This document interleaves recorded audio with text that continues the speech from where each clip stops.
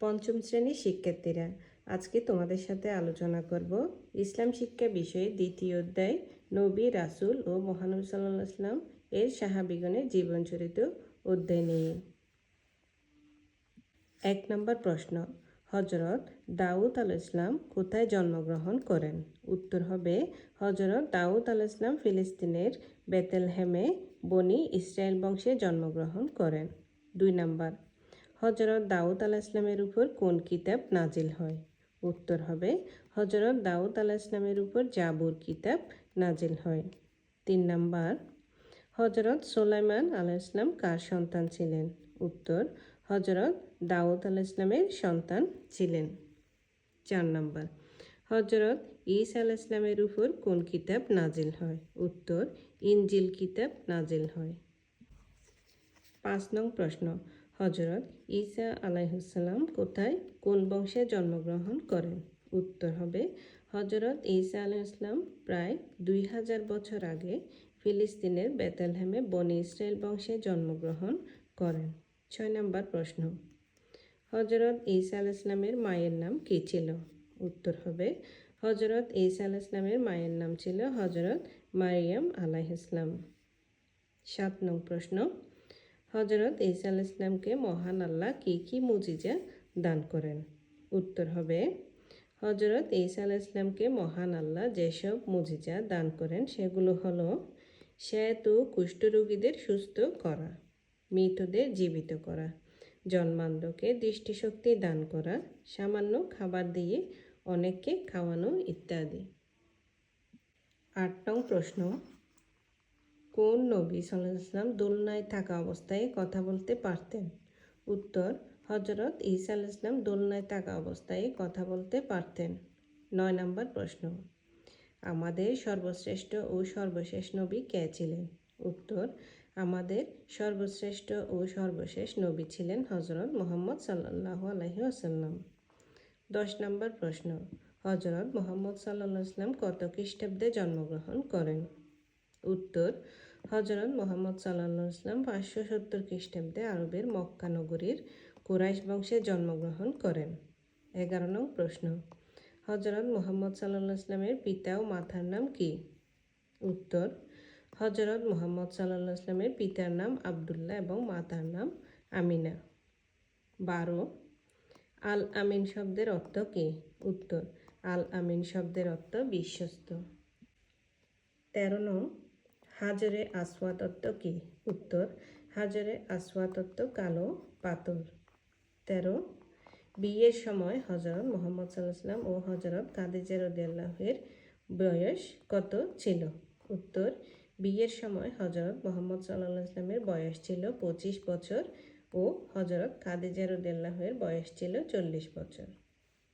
14 নং, মহানবী সাল্লাল্লাহু আলাইহি ওয়াসাল্লামের কত বছর বয়সে জিবরাইল আলাইহিস সালাম ওহী নিয়ে আসেন? উত্তর মহানবী সাল্লাল্লাহু আলাইহি ওয়াসাল্লামের 40 বছর বয়সে জিবরাইল আলাইহিস সালাম ওহী নিয়ে আসেন। 15, মহিলাদের মধ্যে সর্বপ্রথম কে ইসলাম গ্রহণ করেন? উত্তর হযরত খাদিজা রাদিয়াল্লাহু সর্বপ্রথম মহিলাদের মধ্যে ইসলাম ধর্ম গ্রহণ করেন। 16, পুরুষদের মধ্যে কে সর্বপ্রথম ইসলাম গ্রহণ করেন? উত্তর পুরুষদের মধ্যে হযরত আবু বকর রাদিয়াল্লাহু এবং বালকদের মধ্যে হযরত আলী রাদিয়াল্লাহু সর্বপ্রথম ইসলাম গ্রহণ করেন। 17, মহানবী সাল্লাল্লাহু আলাইহি ওয়াসাল্লাম কত খ্রিস্টাব্দে মহান আল্লাহর সান্নিধ্য লাভের জন্য মিরাজ গমন করেন? উত্তর মহানবী সাল্লাল্লাহু আলাইহি ওয়াসাল্লাম 621 খ্রিস্টাব্দে মিরাজ গমন করেন মহান আল্লাহর সান্নিধ্য লাভের জন্য। 18, মহানবী সাল্লাল্লাহু আলাইহি ওয়াসাল্লাম কত খ্রিস্টাব্দে মক্কা থেকে মদিনায় হিজরত করেন? উত্তর মহানবী সাল্লাল্লাহু আলাইহি ওয়াসাল্লাম 622 খ্রিস্টাব্দে মক্কা থেকে মদিনায় হিজরত করেন। 19, মুহাজির কাকে বলে? উত্তর যারা মহানবী সাল্লাল্লাহু আলাইহি ওয়াসাল্লামের নির্দেশে মক্কা থেকে মদিনায় হিজরত করেছিলেন তাদেরকে মুহাজির অভিবাসী বলা হয়। 20, কখন থেকে হিজরি সাল গণনা করা হয়? উত্তর মহানবী সাল্লাল্লাহু আলাইহি ওয়াসাল্লামের হিজরতের বছরকে ভিত্তি করে হিজরি সাল গণনা শুরু হয়। 21, হুদায়বিয়ার সন্ধি কি? উত্তর 628 খ্রিস্টাব্দে মহানবী সাল্লাল্লাহু আলাইহি ওয়াসাল্লাম মক্কার কুরাইশদের সাথে শান্তির সাথে একটি সন্ধি বা চুক্তি করেন, যা হুদায়বিয়ার সন্ধি নামে পরিচিত।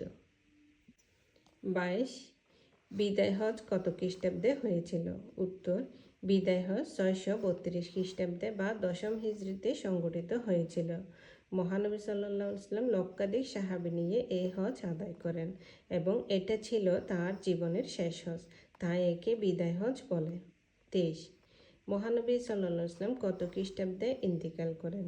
উত্তর, মহানবী সাল্লাল্লাহু আলাইহি ওয়াসাল্লাম 632 খ্রিস্টাব্দে বা 11 হিজরির 12 রবিউল আউয়াল ইন্তিকাল করেন। 24 হযরত ওসমান রাদিয়াল্লাহু কখন জন্মগ্রহণ করেন?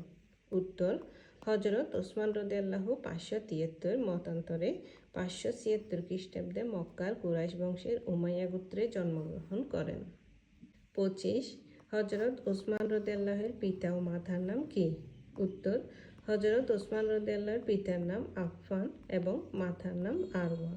26 হযরত ওসমান রাদিয়াল্লাহুকে কেন যুন্নুরাইন বলা হয়? উত্তর, হযরত ওসমান রাদিয়াল্লাহু মহানবী সাল্লাল্লাহু আলাইহি ওয়াসাল্লামের 2 কন্যার সঙ্গে বিবাহ বন্ধনে আবদ্ধ হওয়ার কারণে তাকে যুন্নুরাইন বা 2 নূরের অধিকারী বলা হয়। 27 হযরত ওসমান রাদিয়াল্লাহু কখন খলিফা নিযুক্ত হন? উত্তর, হযরত ওসমান রাদিয়াল্লাহু 644 খ্রিস্টাব্দে খলিফা নিযুক্ত হন। তিনি ছিলেন ইসলামের দ্বিতীয় খলিফা। 28 ইসলামের চতুর্থ খলিফা কে ছিলেন? উত্তর, ইসলামের চতুর্থ খলিফা ছিলেন হযরত আলী রাদিয়াল্লাহু। 29 হযরত আলী রাদিয়াল্লাহু কখন জন্মগ্রহণ করেন? উত্তর, হযরত আলী রাদিয়াল্লাহু 600 খ্রিস্টাব্দে মক্কার কুরাইশ বংশের হাশিম গোত্রে জন্মগ্রহণ করেন। 30 হযরত আলী রাদিয়াল্লাহুর পিতা ও মাতার নাম কি? উত্তর, হযরত আলী রাদিয়াল্লাহু এর পিতার নাম আবু তালিব এবং মাতার নাম ফাতিমা বিনতে আসাদ। 31 হযরত আলী রাদিয়াল্লাহু কত বছর বয়সে ইসলাম ধর্ম গ্রহণ করেন? উত্তর, হযরত আলী রাদিয়াল্লাহু মাত্র 10 বছর বয়সে ইসলাম গ্রহণ করেন। 32 হযরত আলী রাদিয়াল্লাহু কার সঙ্গে বিবাহ বন্ধনে আবদ্ধ হন? উত্তর, হযরত আলী রাদিয়াল্লাহু মহানবী সাল্লাল্লাহু আলাইহি ওয়াসাল্লামের কন্যা হযরত ফাতিমা রাদিয়াল্লাহুর সঙ্গে বিবাহ বন্ধনে আবদ্ধ হন। 33 মহানবী সাল্লাল্লাহু আলাইহি ওয়াসাল্লাম হযরত আলী রাদিয়াল্লাহুকে জুলফিকার নামক তরবারি কেন উপহার দেন?